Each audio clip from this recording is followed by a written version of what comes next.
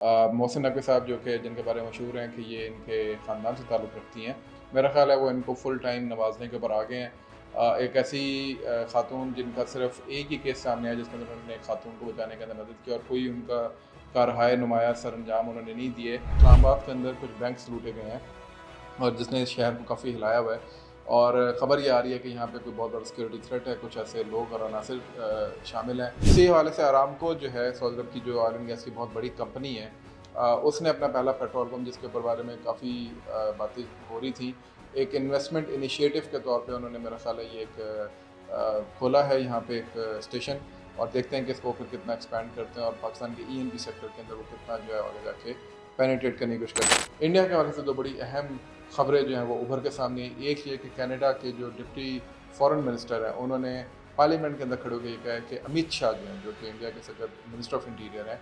उनको उन्होंने नॉमिनेट किया और नाम लिया और कहा है कि ये इन्वॉल्व हैं कनाडा के अंदर जितनी भी किलिंग्स हुई हैं उसके अंदर। This is again a very big breakthrough और बहुत बड़ा डिप्लोमेटिक क्राइसिस जो है वो इंडिया के लिए पैदा हो चुका है।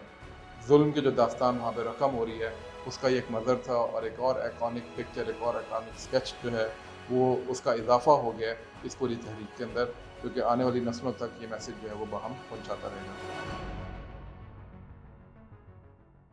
Around the world in 7 days की अगले एपिसोड के साथ आपके सामने हाजिर हैं। इस बार की जो कुछ बड़ी बड़ी चीता चीता खबरें हैं वो मैं आपके सामने रखता हूँ। पहली खबर तो जो है वो शेर बानो नकवी साहबा के हवाले से है। शेर बानो नकवी साहबा के हवाले से आज ही खबर आई है कि जी जनाब इनको वुमेन क्रिकेट बोर्ड जो है उसका सरबराह बना दिया जाएगा पीसीबी के थ्रू। मोहसिन नकवी साहब जो कि जिनके बारे में मशहूर हैं कि ये इनके ख़ानदान से ताल्लुक़ रखती हैं, मेरा ख्याल है वो इनको फ़ुल टाइम नवाजने के ऊपर आ गए हैं। एक ऐसी ख़ातून जिनका सिर्फ़ एक ही केस सामने आया जिसके अंदर उन्होंने एक ख़ातून को बचाने के अंदर मदद की और कोई उनका कारहाय नुमाया सरअंजाम उन्होंने नहीं दिए, बल्कि पॉलिटिकल विक्टिमाइजेशन जो होती रही है दूसरी किसी पार्टी की उसके अंदर उनका नाम बहुत ज़्यादा उछल उछल के सामने आता रहा। उनको किस तरीके से इस पे डाला जा रहा है। इनके बारे में एक और चीज़ भी ये कि ट्रांसजेंडरिज्म के ऊपर भी जितनी एक्टिविज्म हो रही है विद इन ये मिनिस्टर ऑफ इंटीरियर के थ्रू, उसमें भी बेसिकली शेर बानो नकवी जो है उनको सामने रखा जा रहा है और उनके थ्रू ये सारा काम कराया जा रहा है। आपको ये भी मज़े की बात बताऊँ कि ये मोहतरमा जो है सगत जो है वो एक यूरोप का टूर वापस लगा के आई हैं। ज़रा उसकी भी डिटेल्स मेरा ख्याल है कि इन्वेस्टिगेटिव जर्नलिस्ट को निकालनी चाहिए कि वो किस हवाले से था, क्यों था, किस ट्रेनिंग पे ये गई थी और वहाँ से क्या सीख कर आई हैं। दूसरा जो एक बड़ा वाक़या पाकिस्तान के अंदर हुआ है वो इस्लामाबाद के अंदर कुछ बैंक्स लूटे गए हैं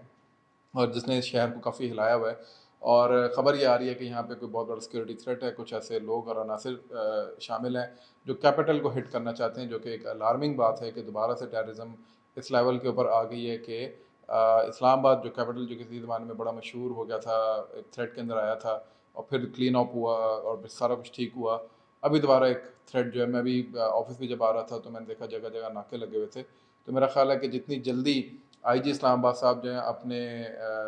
उस पे से निकल आएंगे डिलूजन में से और कुछ काम करना शुरू करेंगे तो मेरा ख्याल है कि कुछ शहरियों की भी ज़िंदगी जो है वो थोड़ी सी बेहतर हो जाएगी। इवन यहाँ पर ये भी हो रहा है कि स्ट्रीट क्राइम्स जो हैं वो बहुत ज़्यादा बढ़ गए हुए हैं और वही जो कराची के अंदर किसी ज़माने में हम देखते थे वो कहीं इस्लामाबाद का भी मुकद्दर ना हो जाए तो उससे पहले पहले इनको चीज़ें ठीक कर लेनी चाहिए। एक डिप्लोमेटिक क्राइसिस जो है चाइना और पाकिस्तान का वो देखने को मिला, छोटा सा कोई स्पैट हुआ है, उसकी कोई खबरें निकली हैं, वो हकीकत है नहीं है, इंडिया ने उसके ऊपर काफ़ी शोर मचाया हुआ है। तो मेरा ख्याल है कि उसके ऊपर भी कुछ ज़्यादा चेम हो गई हैं या क़यास सराइयाँ करने से बेहतर है कि असल हक़ाइक़ जो उनको जानने की कोशिश की जाए और उसके बाद फिर उस पर बात की जाए। उमर चीमा जो कि बहुत मशहूर इन्वेस्टिगेटिव जर्नलिस्ट और बड़ी बातें शातें करते हैं और किसी के भी कहने में नहीं आते बकौल उनके, उन्होंने एक ट्वीट किया और उन्होंने डिलीट भी कर दी। दिस मीन्स के कोई ज़्यादा फैक्ट चेकिंग नहीं हो सकी इस तरह के वाक़े की। तो इंडिया के जो भी मसाइल हैं उनको उनके ऊपर कान धरने से बेहतर है कि इंडिया के साथ जो सख्त कनाडा में हो रहा है वो हम उसके ऊपर फोकस करें। 8 फ्यूचर इन्वेस्टमेंट इनिशिएटिव सऊदी अरब में हुआ, कतर से होते हैं ये सऊदी अरब के शहबाज शरीफ साहब और वहाँ पे उन्होंने स्पेशल इनविटेशन इनको मिली थी जब ये डेलीगेशन आया था मिनिस्टर ऑफ इन्वेस्टमेंट का यहाँ पर सऊदी अरब का। तो उसके बाद इनको वहाँ पे गए और एमबीएस ने जो है वो वादा किया है कि वो अगले साल मेरा ख्याल है कि पाकिस्तान आएंगे और चक्कर लगाएंगे और ये भी कहा है कि उस इनिशिएटिव के एंड में कि बहुत सारा कुछ जो है पाकिस्तान और सऊदी अरब के दरमियान आगे भी खुल के सामने आना शुरू होगा। कितना सोलिडिफाई होता है, मटेरियलाइज होता है, ये ज़रा टाइम बताएगा। इसी हवाले से अरामको जो है सऊदी अरब की जो ऑयल एंड गैस की बहुत बड़ी कंपनी है, उसने अपना पहला पेट्रोल पंप जिसके ऊपर बारे में काफ़ी बातें हो रही थी, एक इन्वेस्टमेंट इनिशिएटिव के तौर पे उन्होंने मेरा ख़्याल है ये एक खोला है यहाँ पे एक स्टेशन, और देखते हैं कि इसको फिर कितना एक्सपैंड करते हैं और पाकिस्तान के ENP सेक्टर के अंदर वो कितना जो है आगे जाके पेनिट्रेट करने की कोशिश करते हैं। एक अच्छी खबर, पाकिस्तान ने टेस्ट सीरीज़ जीत ली इंग्लैंड के ख़िलाफ़, अपने होम सीरीज़ जो है, और उसमें हमारे साजिद खान साहब और एक और हमारे बॉलर हैं, उनका बहुत ज़्यादा नाम उठा और चला, और एक आइकॉनिक किस्म की उन्होंने परफॉर्मेंस दी। ऑल्थो मैं क्रिकेट के कोई बहुत ज़्यादा भक्त में नहीं रहा, लेकिन बहरहाल बहुत अरसे बाद क्रिकेट की तरफ से आपको एक अच्छी खबर सुनने को मिली।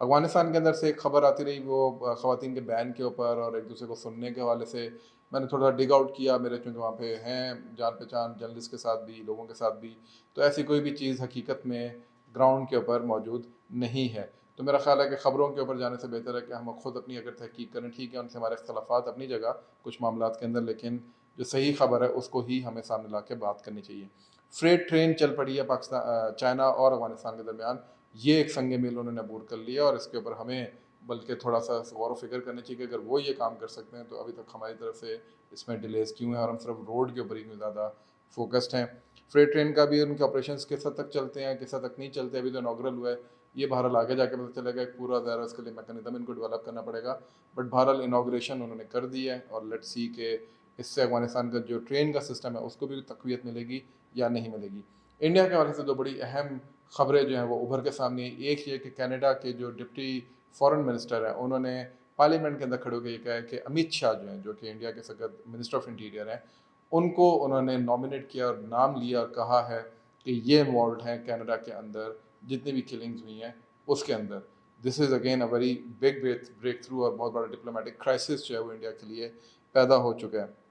दूसरा इंडिया ने जो काम किया वो ये किया कि कश्मीर के जो स्टूडेंट्स हैं उनके पासपोर्ट के ऊपर बैन लगा दिया ट्रैवल का टुवर्ड्स पाकिस्तान। तो इसमें से बहुत से बच्चे जो हैं आज़ाद कश्मीर जो आते थे पढ़ने पढ़ाने के लिए, वो भी अपनी आ सकेंगे MBBS वगैरह करने के लिए, कुछ और पढ़ने के लिए। तो अगेन एक जुल्म की नई दास्तान जो है वो इंडिया ने शुरू कर दिया वहाँ पे, और ये उसके अंदर एक नया बाब दोबारा से उसको रिवाइव किया है, जो कि पहले भी उन्होंने एक बैन लगाया हुआ था, उसको दोबारा से उन्होंने रिवाइव किया और कश्मीरियों के ऊपर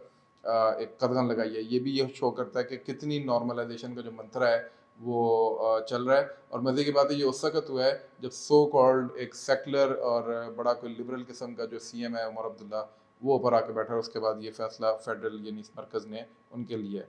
आज के लिए इतना ही। इस हफ्ते में कुछ ज़्यादा बैनुल-अक़वामी तौर पे ख़बरें हमें देखने को नहीं मिली। एक अलबत्ता जो मैं बीच जाते जाते बात करूँगा वो था कि बहुत पिक्चर मशहूर हुई बच्चे की, जिसके अंदर वो ग्रबल के अंदर है, फ़लस्तीन के अंदर, और वो अपना हाथ निकाल रहा है और उसके बड़े स्केचेस और सारी चीज़ें निकली।